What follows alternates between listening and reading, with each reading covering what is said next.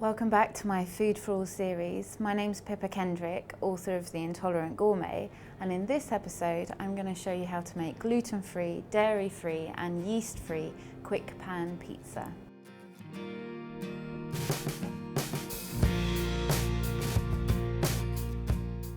So we're going to begin by making the pizza sauce, which is a nice thick, rich tomato sauce. So we've got 1 tin of chopped tomatoes, and what we've done is we've just drained the juice from it to get any of the watery juice away so that we're left with the body of the tomatoes. So we place that's 1 400 gram tin, into a saucepan over a medium heat. And then on top of that, we're going to add a tablespoon of tomato puree, about half a teaspoon of oregano and also of brown sugar as well. And then we've got 1 teaspoon of garlic oil. You can use normal olive oil, but I really recommend using the garlic oil as it adds a really nice flavour. So we're going to bring that up to the boil, and then once boiling, reduce it down to a simmer and leave it to simmer for 15 minutes until it's reduced a little and become really thick and unctuous. So for a full list of the ingredients, just check the description box. So while the tomato sauce is simmering away, we're going to make the pizza dough base.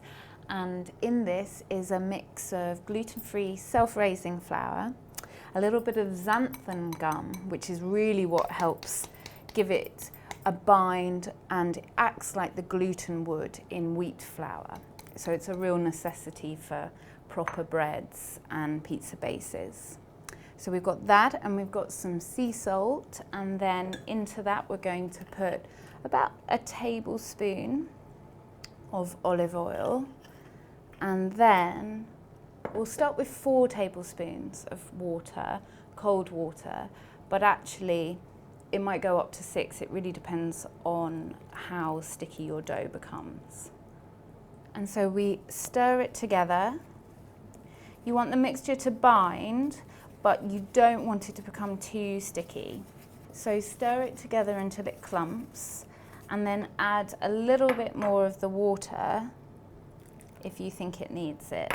Once it's clumped together enough, you can use your hands to pull the dough together.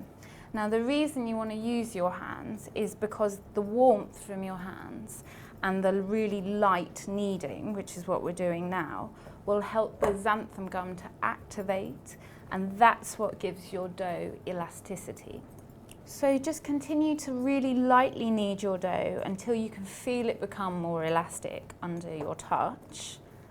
Pizza is one of those classic dishes that you like to have in the week or the weekend, but if you can't eat gluten or dairy or yeast, it's really quite complicated. But this is so quick and easy to make, and more than makes up for any lack of bought versions. So once your dough is ready, just set aside, and then we're going to roll it out between 2 layers of cling film. So shape your pizza dough into a ball, just roughly, and then layer over a top layer of cling film. And then all you're going to do, very simply, is roll it out into a circle about 23 centimetres, 8 inches in diameter. Just do it bit by bit. It's going to be about ½ a centimetre thick once you're finished with it. So the reason we're rolling it out between cling film is because it just makes it so much easier to roll. Gluten-free breads and pastries and pizza bases are notoriously sticky, and so rolling it out between cling film or even baking parchment makes it really easy to work with.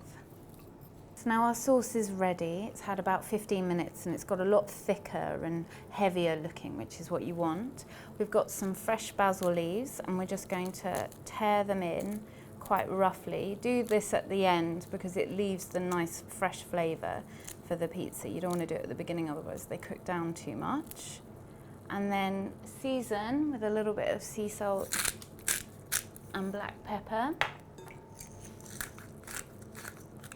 So we peel our top layer away from our cling film, and just very simply roll and press the edges. You don't need to be too neat about this. This is a rustic homemade pizza. You just want to have a bit of an edge, mostly so that you have a line to draw where the sauce can go up to. So now we've got just the rim of our pizza made. We're going to put a large, heavy base frying pan over a medium-high heat, and then we're just going to transfer the pizza base into the pan.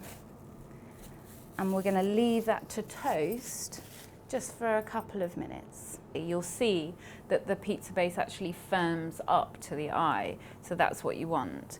And then all you do is slide it onto your baking tray, and then you're going to top it. Now, I know this isn't a very big pizza, this is an 8-inch pizza for one, but if you were making some for other people as well, all you need to do is double or triple the recipe and then make individual pizzas. The nice thing about this is that you can choose your own toppings, so it's quite a good dish to make with children, or if you're having a sort of Friday night in or something like that. So we've got our thickened sauce. And then, as I said before, it's simply toppings of your choice. So I like sort of things like artichoke hearts and olives and sun-dried tomatoes. Chorizo would be great, some cooked chicken, roast butternut squash, wilted spinach, pine nuts. There's all sorts of things you can do.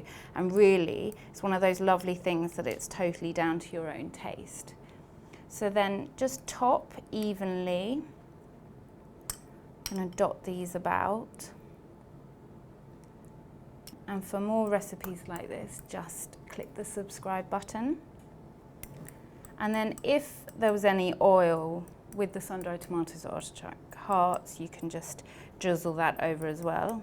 And then it's into the oven at 200 Celsius for about 12 to 15 minutes until you can see that the base is crisped up slightly. Now our pizza is out of the oven. Just put it on a board, and then I've topped with some rocket to keep it nice and fresh, and you can drizzle it with a little olive oil too. So that's all for the Food for All series, and I really hope you've enjoyed it.